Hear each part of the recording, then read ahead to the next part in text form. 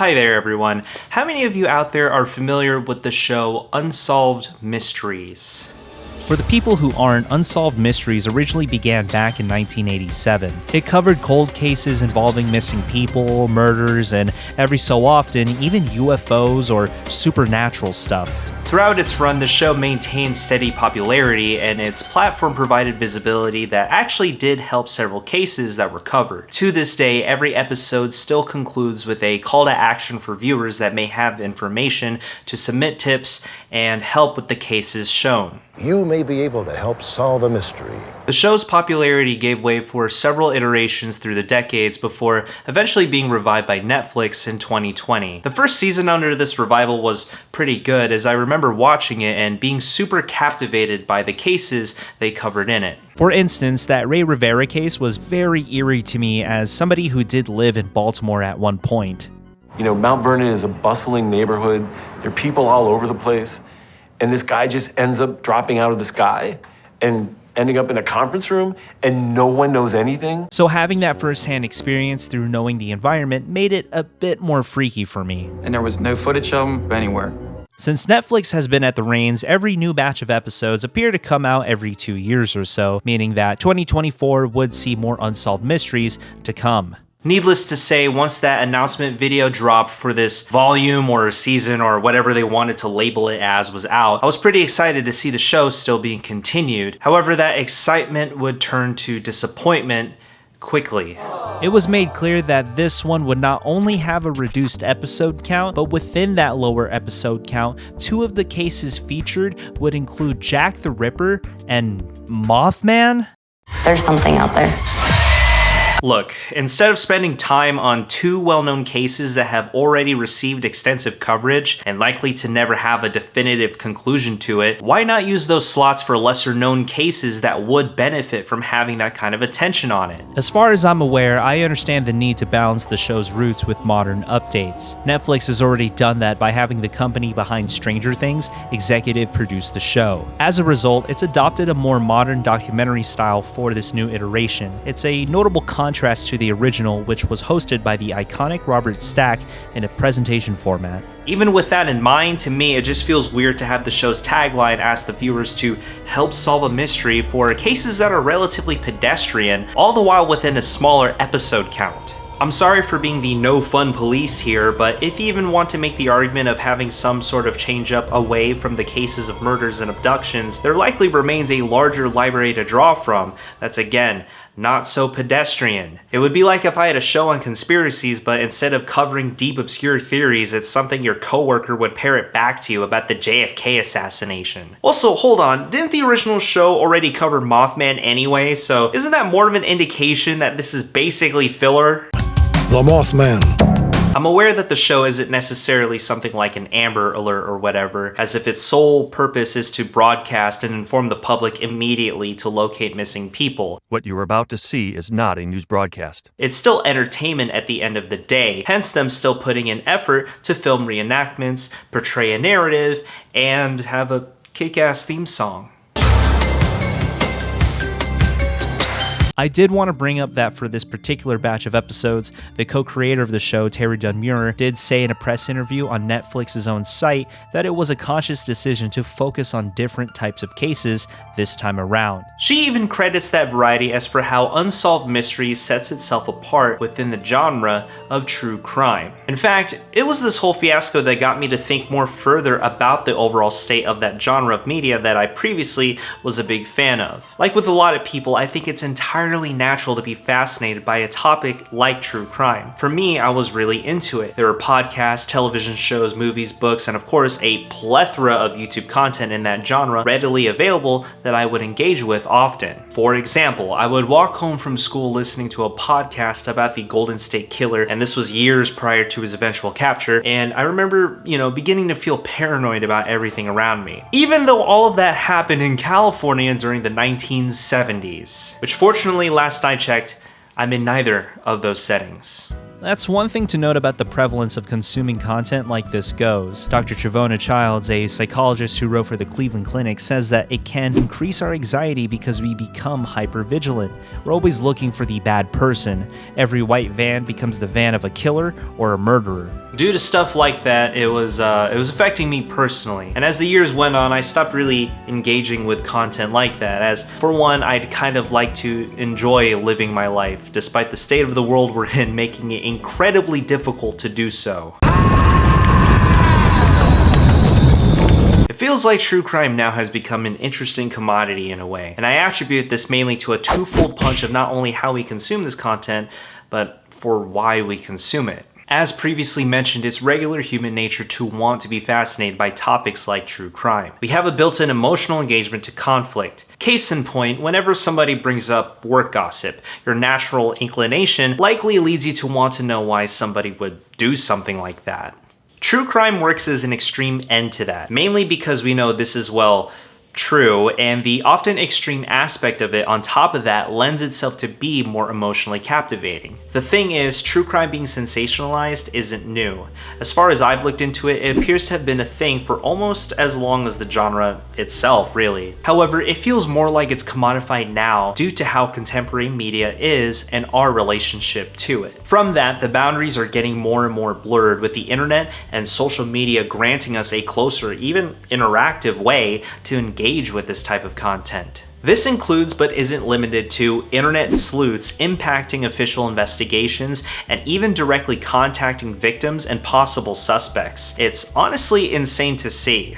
As the saturation of the true crime genre continues, like with many such other cases, it's unfortunate that the tragedies and experiences of real people are being exploited in such a dismissive and disrespectful way. Like, isn't it kind of messed up that a lot of the time, despite being a good platform to raise awareness for cases that might benefit from that spotlight, more often than not, content of that genre now is just barely comprehensible garbage? Ted had injected the heroin himself. Why was there no needle found nearby? And why would he, a man known for his survival instincts, take such a lethal combination of substances on a whim? The scary murder that remains unsolved for 54 years. A woman's burnt body was found on a cold, lonely beach in Norway. Since commodifying the tragedies of these cases, the focus shifts from being less and less providing a voice for the victims or visibility for garnering any possible information to those real-life tragedies and experiences of actual living people and their families becoming another product to sell merch off of. Would anyone like to calculate the chance that there's somebody out there picking up their kid from daycare wearing a shirt like this, for example? It's not zero, is it? Amanda Knox, an author who found herself in the middle of a case that resulted in her being wrongfully incarcerated for 4 years, asked readers in an article if true crime is ever ethical. In the article, she writes that true crime has an ethics problem, that it, quote, often operates without the consent of the people at the center of these tragedies. It can glamorize killers and misrepresent victims. To learn stories of tragedies isn't inherently a bad thing. To know and tell what happened, why it happened, and who it happened to isn't an unethical thing to do by itself. In my opinion, it's more so the treatment of the way it's told, the way it's manipulated for you to engage with it, and how those people affected who are still alive are treated after the fact. Bringing up Netflix again, as it is a dominant force in streaming that does contain a sizable library of true crime media, there was one haunting example of this manipulation that made headlines. The documentary, What Jennifer Did, allegedly included AI imagery to illustrate a point being made by the filmmakers to showcase the personality of the main subject, Jennifer Pan. The issue? It wasn't ever acknowledged within the movie itself or by Netflix if AI was used in these images, despite characteristics of those pictures lining up with a lot of AI imagery. Unless the photographers were just really uncreative time travelers with access to this technology, tell me how a photo from 2010 could look this 2024 in a really bad way. The film's executive producer did deny these accusations, saying it was just touched up, but I don't know.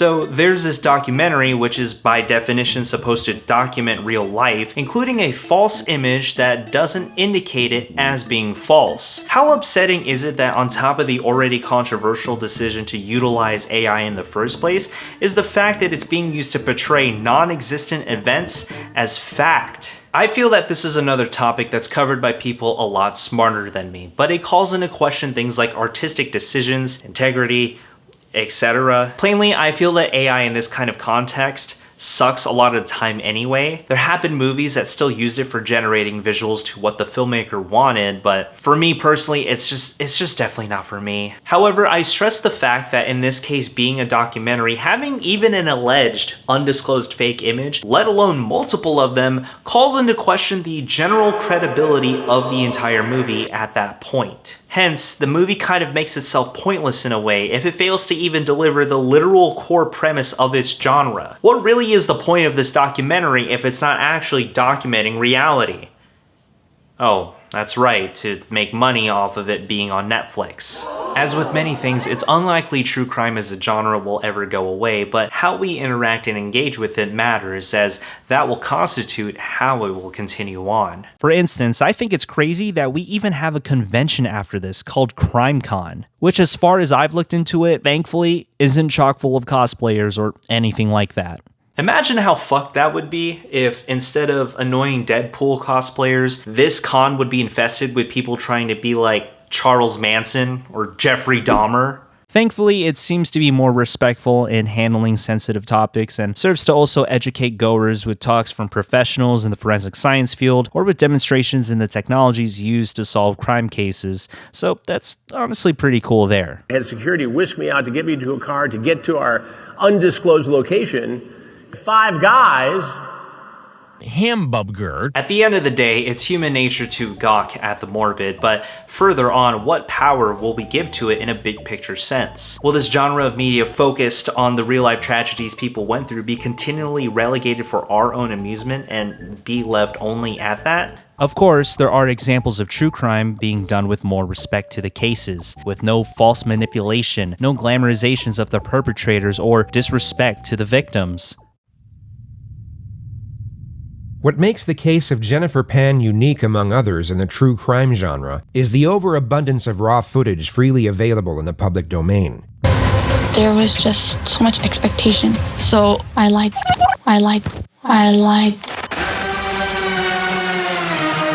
This is the moment where everything changes. This video isn't here to paint the picture that because modern day things are bad now or something, especially if this is just a genre of nonfiction that centers on really morbid subject matter. We can only hope for more people to be aware and conscious of the impact their work does, alongside their intentions in doing so. However, unfortunately, it appears capitalism will still hold a death grip on many souls out there.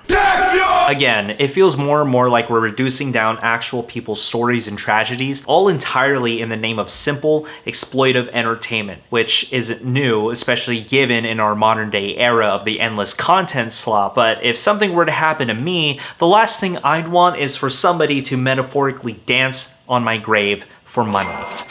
I just look down in disappointment if the story of my death is being told in tandem with an AI-generated voice narrating over Temple Run footage. God, I really hope that's not gonna happen. In the evening of the 8th of December 1980, that noisy dog, formerly of the Beatles, was shot and fatally wounded in the archway of the Dakota. For a genre like true crime and our current means of accessing and engaging with content, will there be a change in how we address and handle these topics? It's such an all-encompassing genre, so it makes it difficult with a degree of certainty to have a more definitive answer. However, time will tell how the genre will evolve with our ever-changing relationship with the media. These are my thoughts, all because I just didn't like the episode selection of a show that I do like. So isn't that funny? Let me know in the comments below what you think of the video or about true crime in general. Shoot the video a thumbs up, subscribe for more, and don't forget to hit the bell. There's more videos for you to check out here, so see what tickles your fancy. In the meantime, thank you for watching, and I'll see you guys in the next one. Goodbye.